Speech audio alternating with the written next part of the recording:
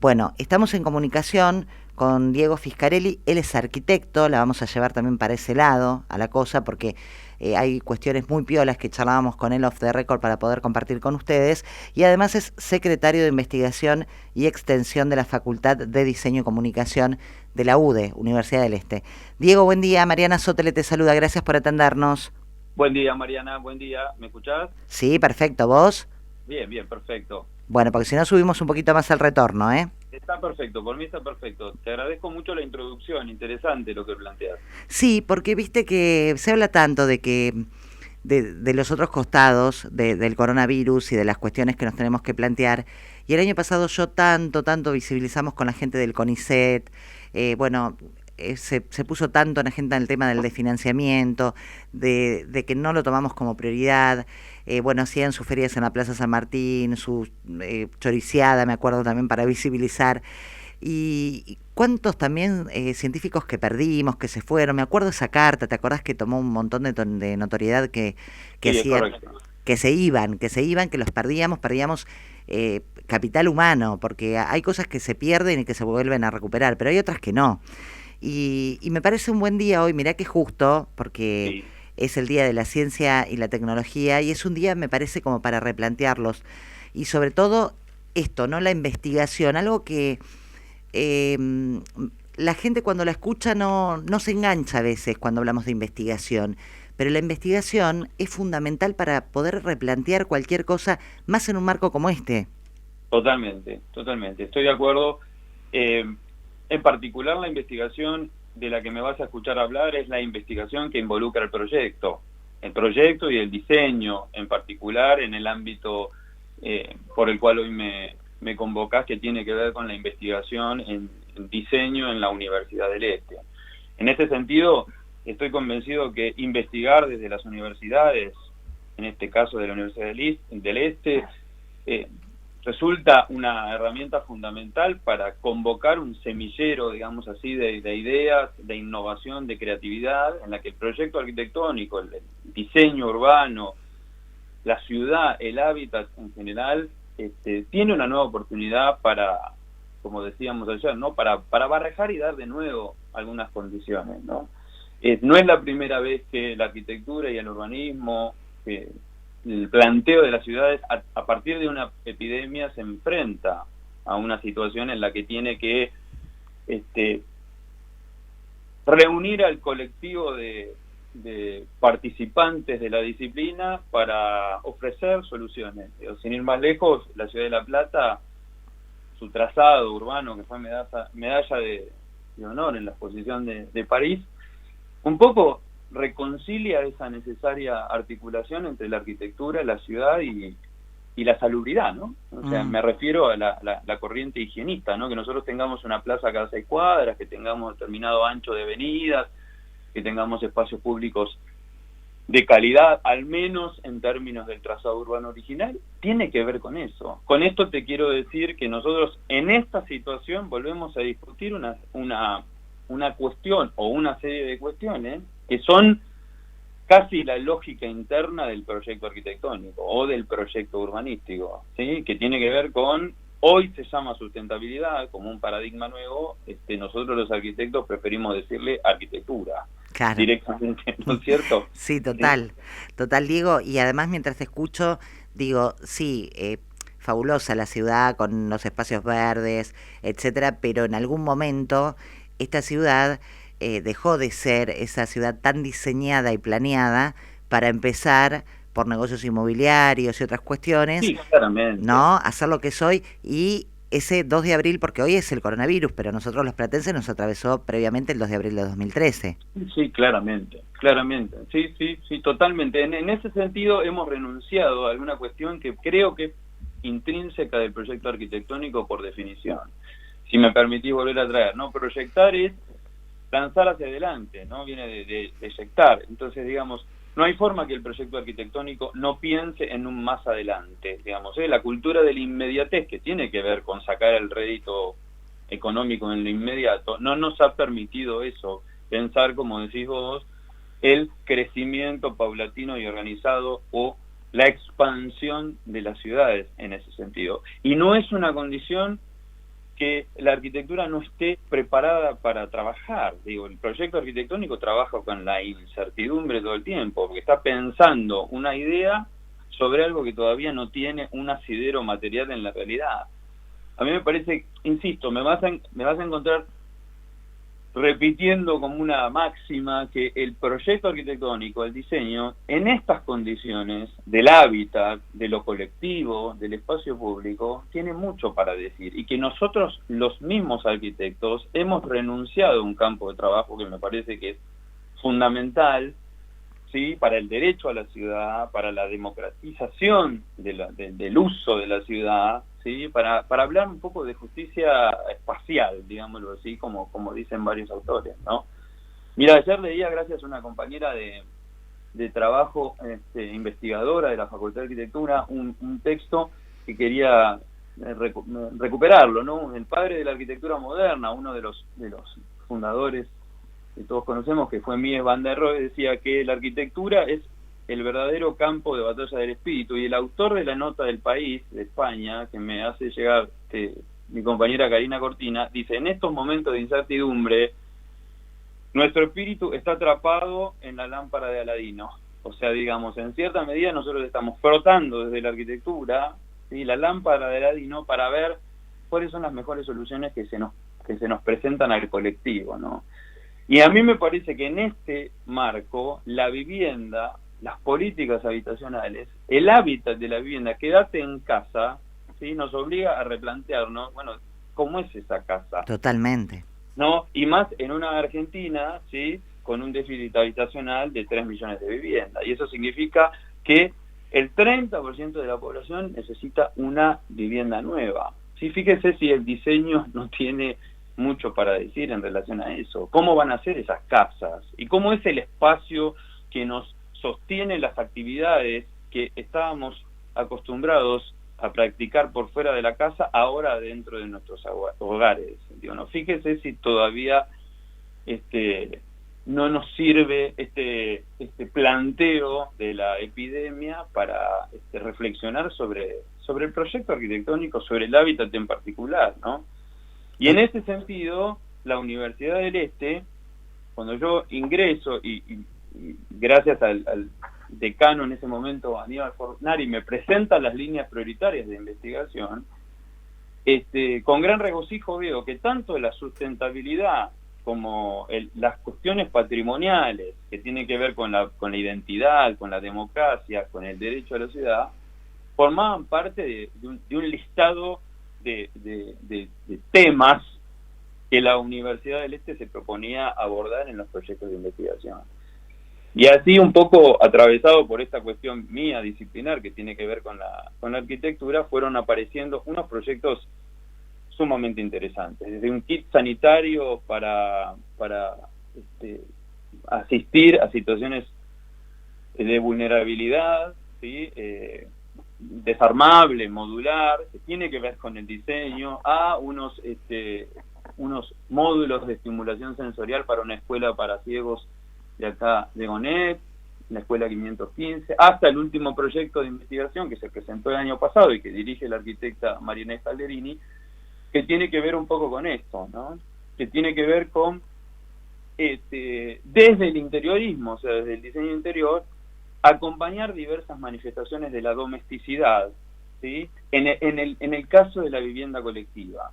¿Cómo revisarlas? Revisarlas desde los caracteres identitarios, o sea, cómo un edificio de viviendas colectivas que forma parte del ámbito de lo privado puede recuperar la esencia, ¿sí?, de la identidad platense, es lo que se pregunta Inés, ¿no? Sobre todo los edificios que no fueron, que ya no son, esto que te preocupaba, ¿no? Bueno, ¿cuántos edificios patrimoniales históricos se han reemplazado por nuevos edificios que no transmiten nada más que... Un montón.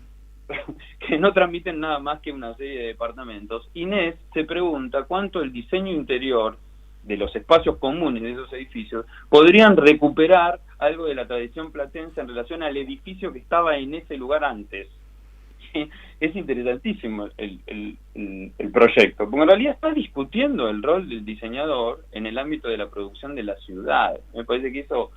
Bueno, así, Mariana, me he encontrado con no solo con las líneas prioritarias, sino con los recursos puestos a disposición, los recursos humanos en particular, con una serie de ideas y de personas que se proponen en cierta medida transgredir el ámbito de lo académico para tratar de salir a la extensión, ¿no? A la práctica extensionista para con respecto a la sociedad. Diego, te llevo un poquito más al Sí. llano, llano, ¿no?